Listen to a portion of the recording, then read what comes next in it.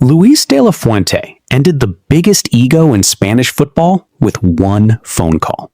He told Sergio Ramos he wasn't needed anymore before he'd even coached a single match. Then, years later, that same manager stood on the touchline as Spain became world champions. This is how he did it. December 2022, Spain unveils its new head coach, and the whole country asks the same question: who is Luis De La Fuente? He wasn't a name from Europe's elite coaching circles. He'd spent a decade in Spain's youth system, under-19s, under-21s, quietly building teams almost nobody was watching. Rodri and Dani Olmo came through his under-19 side. Unai Simon and Fabian Ruiz came through his under-21s. He never built one team.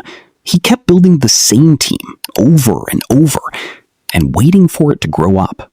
At his first press conference, doubted by nearly everyone, he said, "If there is anyone in this country who knows the present and the future of Spanish football, it is me." The message that followed was simple. No one is bigger than the team. Not even Ramos, Spain's most decorated captain, who was told he wouldn't be called up again. In September 2023, by Nico Williams, Spain suddenly had something it had lacked for years: real pace and directness on both wings. It nearly went wrong. Weeks later, Gavi tore his ACL in a meaningless friendly. Barcelona was furious. De La Fuente could have quietly let him fade from the squad picture.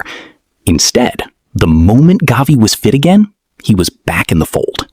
By Euro 2024, the pressure was enormous. Spain answered it the hard way. Against Germany in the quarterfinal, with the game locked at 1-1 in extra time, it was Mikel Merino, another De La Fuente youth team graduate, who headed in the winner in the 119th minute. In the semifinal against France, Yamal received the ball 20 yards out and bent a shot into the corner, the youngest goal in European Championship history. Spain were through. In the final, England pushed Spain to the brink until Mikel Oyarzabal, on as a substitute, met a Marc Cucurella cross in the 86th minute to win it. Spain were European champions, with 5 different players scoring across the knockout rounds.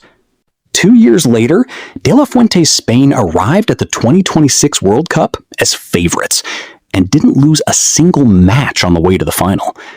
Rodri controlling the tempo, Fabian Ruiz linking play, Yamal and Williams stretching defenses. A team with, on paper, no obvious weakness.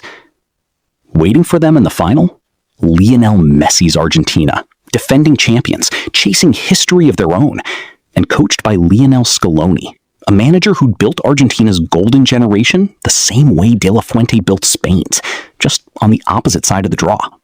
New Jersey, MetLife Stadium, July 19th, tense, tight, short on chances, but the numbers told the real story. Spain finished with 20 shots to Argentina's 2. Spain's expected goals tally, 1.94. Argentina's, 0.20. Messi touched the ball, Maul touched it 26. Argentina's best look came in the 5th minute. I'd footed it home from close range. 1-0 Spain. It was enough. Spain absorbed Argentina's late push and closed it out. A second World Cup title, their first since 2010, and a tournament in which they never trailed for a single minute. There was one more moment the cameras couldn't miss.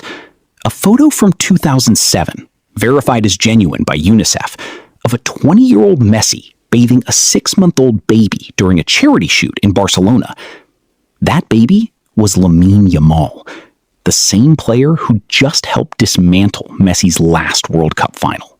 Luis De La Fuente became the oldest manager ever to win a World Cup. A coach almost nobody could name 4 years earlier, standing on top of the world with a team built entirely from patience, not stars. He didn't just find a golden generation. He built one, piece by piece, and refused to let a single ego get bigger than the team.